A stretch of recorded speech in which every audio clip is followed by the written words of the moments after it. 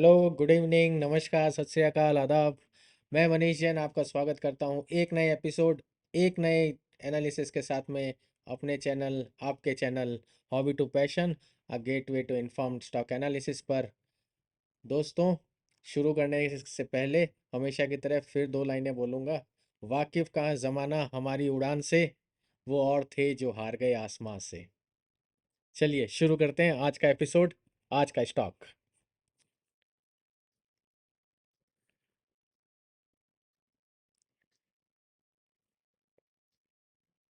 चलिए, ये है चैनल इंट्रोडक्शन। जो नए मेंबर्स जुड़े हैं, मैं उनसे चाहूँगा वीडियो को पॉज करके एक बार इंट्रोडक्शन पूरा पढ़ लें। डिस्क्लेमर फिर से नए और पुराने सभी मेंबर्स के लिए है, एक बार इसको प्रॉपरली ज़रूर पढ़ा जाए। मैं इसमें ज़्यादा वक्त ना देते हुए सीधा अपने स्टॉक के ऊपर आता हूँ। तो चलिए शुरू करते हैं। तो आज का स्टॉक है, पर्दा उठता है आपके सामने, ये रहा। ग्रासिम इंडस्ट्रीज लिमिटेड बिरला जी की कंपनी है। मैं शुरू करने से पहले एक लतीफ़ा मुझे याद आता है, जो हास्य कवि सुरेंद्र शर्मा ने कई बरस पहले बताया था कि दो टीचर आपस में बात कर रहे थे कि जे मने बिरला जी की सारी कोठियाँ मिल जावे, सारी फैक्ट्रियाँ मिल जावे, सारा काम धंधा मिल जावे, तो भी मैं उससे ज़्यादा कमा सकूँ। दूसरे टीचर ने बोला कैसे? तो बोला तीन ट्यूशन भी तो कंटिन्यू करूँगा। So this is what Birla ji has for all of us. जो बिरला जी की जो ग्रोथ और जो उनसे इंस्पिरेशन ली है बिजनेस करने वाले हर एक इंसान ने, तो ये एक रिमार्केबल चीज़ है। उसी लेगेसी को ही अब उनकी नेक्स्ट जनरेशन भी कंटिन्यू कर रही है।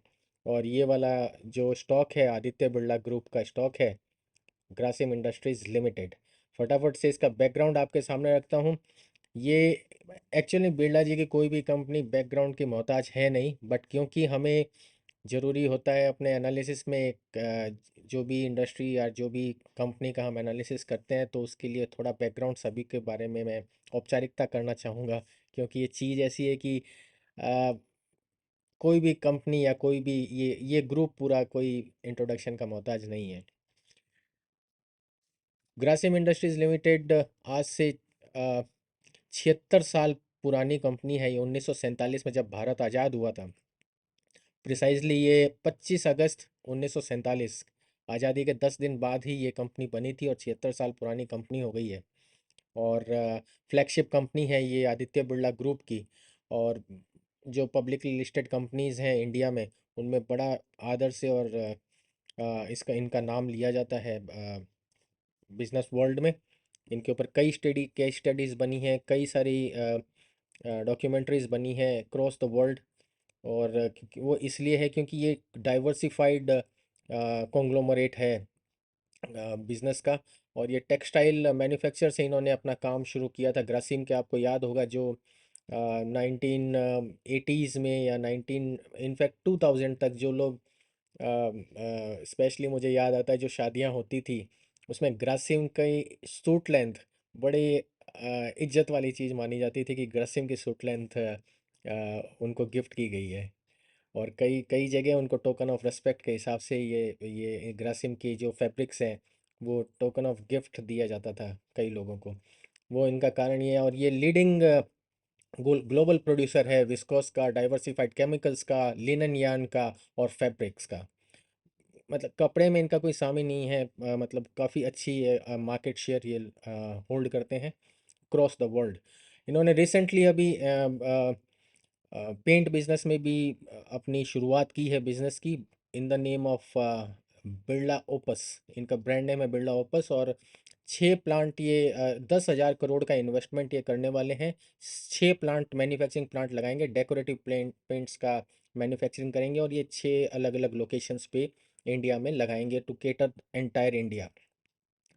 ग्रुप की सिनर्जी ऑब्वियसली कोई सेकंड थॉट ही नहीं है, ग्रुप हाईली सिनर्जाइज्ड है। तो इसने इन्होंने एक B2B business to business online market place भी एक बनाया बिरला पिवट के नाम से, जिसमें बिल्डिंग मटेरियल्स का इन्होंने कारोबार शुरू किया, एक नए तरीके से उस बिल्डिंग मटेरियल्स को बेचने का एक तरीका नया निकाला।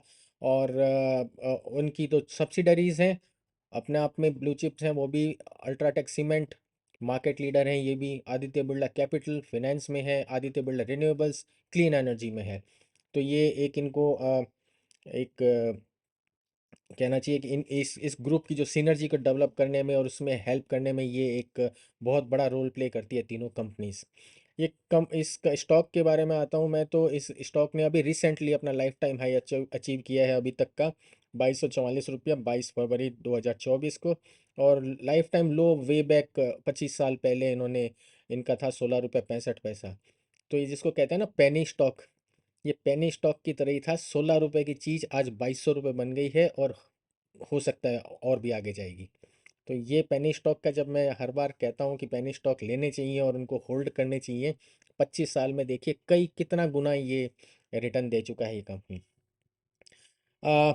वेटेज निफ्टी में बहुत ज़्यादा नहीं है, बट निफ्टी 50 में होना एक कंपनी के लिए एक इज्जत की बात होती है, क्योंकि इंडिया की बेहतरीन 50 कंपनियां होती हैं उसके अंदर। तो उसमें 0.84% का वेटेज ग्रासिम का भी है। मार्केट कैप 1.49 ट्रिलियन रुपीज़ है। तो हाईली कैपिटलाइज्ड और लार्ज स्केल कंपनी है, लार्ज लार्ज कैप कंपनी है ये। मेजर शेयर होल्डिंग पे आते हैं, जो एक बहुत इंपॉर्टेंट रोल प्ले करती है कोई भी एनालिसिस में। इंडियन प्रोमोटर का कोई चेंज नहीं है, फॉरेन प्रोमोटर का भी कोई चेंज नहीं है शेयर होल्डिंग का। Over the year same holding रख के चल रहे हैं। ऑब्वियसली ब्लू चिप कंपनी है तो जल्दी से बनता भी नहीं है इसमें इतना जल्दी होल्डिंग होने का। DII इसका मार्जिनली 0.21% पिछले क्वार्टर से इस क्वार्टर में फॉल आया है। बट वही फॉल FIIs ने वो टेक ओवर किया है।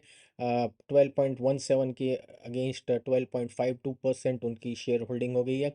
थोड़ा सा मार्जिनल फॉल आया है अदर्स पर, जो HNI, अल्ट्रा HNI और रिटेल ट्रेडर्स होते हैं उनके भी छोटा सा एक शेयर होल्डिंग में फॉल आया है, but it's not that remarkable.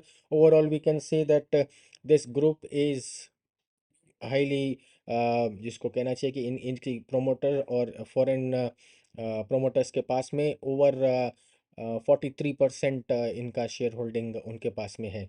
सो बड़ा क्लोजली हेल्ड मेरे हिसाब से, मैं अगर बोलूँ तो 43% is a good holding. Peer comparison मैंने लिया है, एक तो इनकी अपनी कंपनी अल्ट्राटेक से लिया है, एक अंबुजा सीमेंट से लिया है, श्री सीमेंट से लिया है और ACC से लिया है।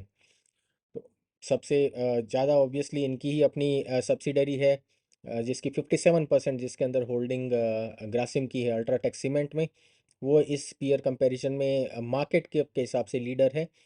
और सेकंड इनकी होल्डिंग कंपनी जो ग्रासिम आज का स्टॉक है हमारा, 1.5 लाख करोड़ का उनका मार्केट कैप है एज पर last traded session on 23 Friday को। रेवेन्यू 1,26,000 करोड़, जो कि मार्केट में बेस्ट है। इनफैक्ट इनकी अपनी कंपनी का भी वो नहीं है। और नेट प्रॉफिट है 9,477 करोड़ का अभी तक का। और नेट मार्जिन जो है, बहुत कम मार्जिन में ये टर्नओवर, अच्छे टर्नओवर को विश्वास करती है, तो बहुत कम मार्जिन में ये अपना टर्नओवर करती है। रिटर्न ऑन इक्विटी 6.95%, थोड़ा सा मार्जिनल मैं कहूँगा लो है, but given the support of इनकी अपनी सब्सिडरी का, जिसका 11.61% है वो इस कैटेगरी में, तो उसका एक बहुत बड़ा सपोर्ट इसको रहेगा। प्राइस टू अर्निंग रेशियो अगर लेते हैं तो इसके अंदर मैं PE रेशियो, ये इंडस्ट्री एवरेज से बहुत नीचे है। और अगर ये नीचे है तो यू कैन अंडरस्टैंड कि जिसका PE रेशियो नीचे होता है वो स्टॉक अंडर वैल्यूड माना जाता है। Price to book 1.66%, again because margin कम है तो ये प्राइस अकॉर्डिंगली बुक वैल्यू, इनके पास में जो प्राइस है, इसका मार्केट में जो प्राइस चल रहा है बुक वैल्यू के हिसाब से सिर्फ 1.66 टाइम्स है। दैट मीन्स ये फिर से एक इंडिकेट करता है कि ये स्टॉक अंडर वैल्यूड है। ऑपरेटिंग रेवेन्यू जैसे मैंने बताया 1,26,000 करोड़ का ऑपरेटिंग रेवेन्यू है। और earning before interest tax depreciation and amortisation best in class है 25,000 करोड़ रुपए का। सेकंड सेट, कैश फ्लो पर शेयर 237 रुपया एक शेयर पे इनकी कैश की कमाई है। अल्ट्राटेक 275 रुपया, इन्हीं की अपनी कंपनी है। श्री सीमेंट 812 रुपये है। ऑब्वियसली वो उसकी सेल कम है, मार्केट कैप कम है, इसलिए ये कैश फ्लो पर शेयर भी हाई माना जाता है, बिकॉज उनके नंबर ऑफ शेयर्स जो है आउटस्टैंडिंग वो कम है। रिटर्न ऑन कैपिटल एम्प्लॉयड 12.63, बाकी दो कंपनीज की अवेलेबल नहीं है, अंबुजा और एसीसी की। रिटर्न ऑन एसेट्स भी है, वो 2.79% है। ये मार्जिनली एक कम कह सकता हूँ मैं, ये जो एसेट्स के ऊपर रिटर्न आता है इनका 2.79% आता है। क्योंकि इनके एसेट्स काफ़ी क्यों बहुत बड़ा बिजनेस है, बहुत बड़ा एसेट्स काफ़ी कई लाख करोड़ में एसेट्स हैं इनके, और इसीलिए ये 2.79% है। अदरवाइज़ अगर हम एसेट्स की आज मार्केट वैल्यू देखेंगे तो शायद ये कहीं ज़्यादा होगा, और ये जो under obviously share undervalued है तो उसको भी सुपरसीड कर जाएगा ये। EBITDA margin, earning before interest and tax का जो मार्जिन है वो 16.22% है। ये बेस्ट इन क्लास है जो इसकी अर्निंग पोटेंशियल को दिखाता है। प्राइस टू अर्निंग 25.52, जैसे मैंने बताया कि ये शेयर अंडर वैल्यूड है। Same price to book value 1.66, again this is undervalued. Debt to equity, आज की डेट में इनके ऊपर कुछ कर्जा भी है, लेकिन वो 2:1 का डेट टू इक्विटी एक स्टैंडर्ड माना जाता है। ये 0.94 है, सो लेस देन 1 है, दैट इज ये एक अच्छा अच्छा हेल्दी साइन है। इंटरेस्ट कवरेज 2.54 टाइम्स, जो इनका प्रॉफिट है वो इंटरेस्ट को कवर करता है करीब 2.5 गुना से भी ज़्यादा। तो ये कंपनी इंटरेस्ट पेमेंट में पूरी सक्षम है और कैपेबल है। डेटा टू सेल 4.69% का इनका जो सेल है वो ही सिर्फ उधार की है, बाकी सारी सेल नगद की होती है। अब आते हैं इनके टेक्निकल चार्ट्स के ऊपर। मैं फटाफट टेक्निकल चार्ट्स आपको बताना चाहूँगा फंडामेंटल्स के बाद में। ये ये बड़े ही स्टैंडर्ड वॉल्यूम और steady volume, average volume same है इनका, ऑलमोस्ट पिछले 2 साल से ऊपर हो गए हैं, और ये दोनों एनएससी और बीएसई में एक स्टेडी वॉल्यूम्स के साथ में ये शेयर ट्रेड कर रहा है, और वो वॉल्यूम्स में बाइंग ज़्यादा है, इसीलिए शेयर ये कंसिस्टेंटली हायर हाई और हायर लोज बनाते जा रहा है। और स्पेशली कोविड-19 के बाद में ये शेयर का अगर आप मूवमेंट देखेंगे, अभी मैं आपको चार्ट दिखाऊंगा, तो काफ़ी अच्छा एक इस शेयर ने मूव दिया है हायर हाई और हायर लो बनाते हुए, इवन दो कि इनका जो वॉल्यूम है वो स्टैंडर्ड और एवरेज वॉल्यूम चल रहा है पिछले 24 महीने से ज़्यादा से। एक इसने इस स्टॉक ने एक डिमांड जोन बनाया था 2080 के ऊपर, और उसका एक वो जो डिमांड जोन बनाया था, जैसे मैंने बताया था कि ये हायर हाई और हायर लो के ऊपर चल रहा है, तो एक राइजिंग चैनल में चल रहा है, और एक राइजिंग चैनल में चलते हुए इसने जो एक रेजिस्टेंस का पॉइंट होता है, मैं आपको दिखाता हूँ। ये देखिए, ये जो चार्ट है, ये जो ये लाइन आप देख पा रहे हैं, ये जो डॉटेड लाइन आप देख रहे हैं, ये इसका मिड पॉइंट है इस चैनल का। ये राइजिंग चैनल बना रखा है जो नीले में आप देख पा रहे हैं।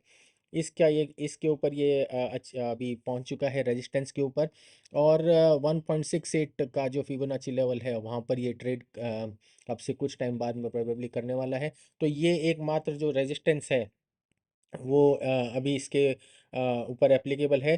तो इसीलिए ये जो स्टॉक है, जैसा मैं कह रहा था कि ये एक अच्छे लेवल पे खड़ा है, इस डिमांड जोन पे इसने 4 महीने कंसिस्टेंटली आप देखेंगे तो ये इसी डिमांड जोन को बार बार छूते हुए ये नीचे आया हुआ है। और इसका जो 52 वीक हाई है और लो है वो भी मैं बता दूं, 2244, जैसा मैंने बताया था, अभी रिसेंटली बनाया है इसने अभी 52 वीक हाई, और 1520 रुपये 95 पैसा का इसका 52 वीक लो है। तो करीब 700 रुपये के आसपास का इसका एक ये चैनल की जो विड्थ है वो 700 रुपये की है।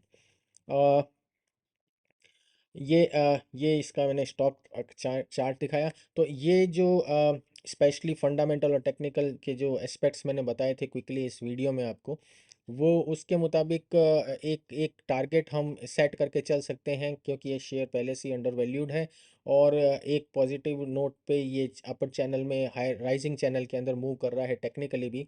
तो these two are the very healthy signs, जिसके कारण मेरे को ये लगता है कि स्टॉक में अभी पोटेंशियल है अपसाइड के लिए।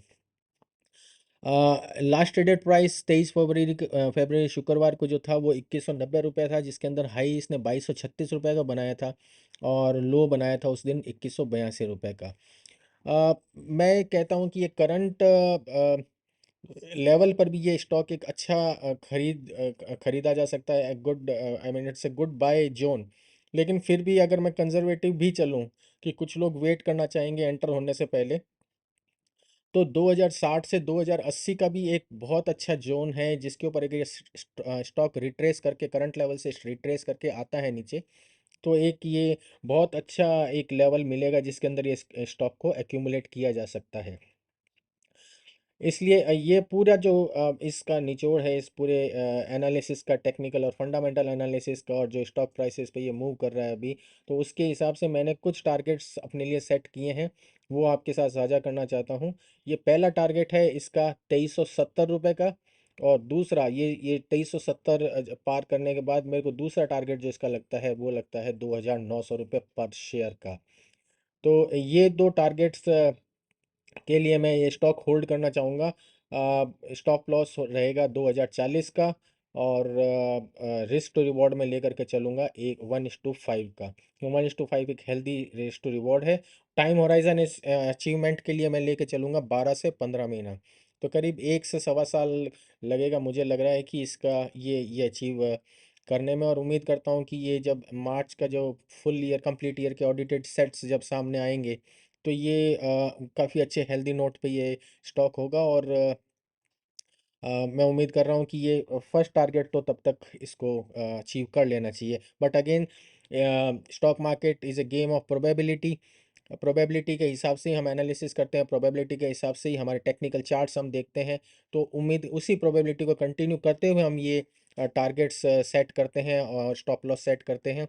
बट प्रोबेबिलिटी एक ट्रेंड जो सेट कर देती है, जो प्रोबेबिलिटी जो सेट कर देती है, उसके मुताबिक ये अचीव अचीव होते हैं स्टॉक के टारगेट्स।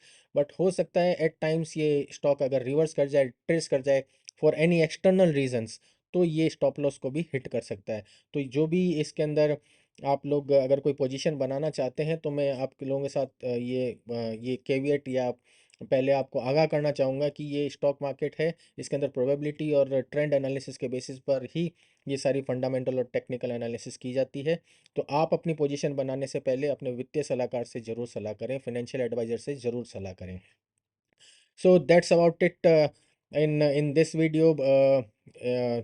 और इसके अलावा जो अगर आप कोई डिविडेंड स्टॉक्स के बारे में अगर आप जानना चाहते हैं, या पेनी स्टॉक्स के बारे में अगर आप जानना चाहते हैं, तो मैंने अपने यूट्यूब चैनल के प्लेलिस्ट में पेनी स्टॉक के नाम से कम्युनिटी पोस्ट पर भी एक पोस्ट डाली हुई है, आप जा कर के उसको देख सकते हैं।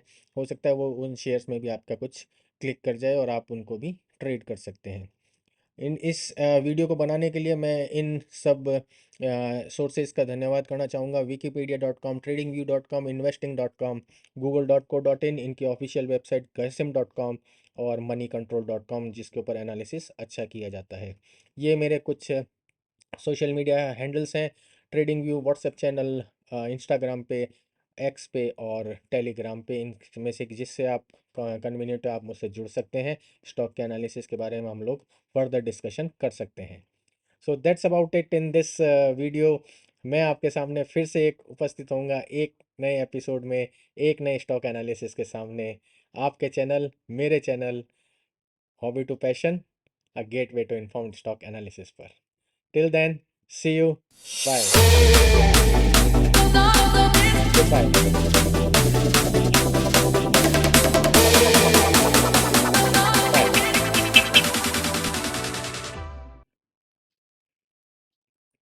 Bye.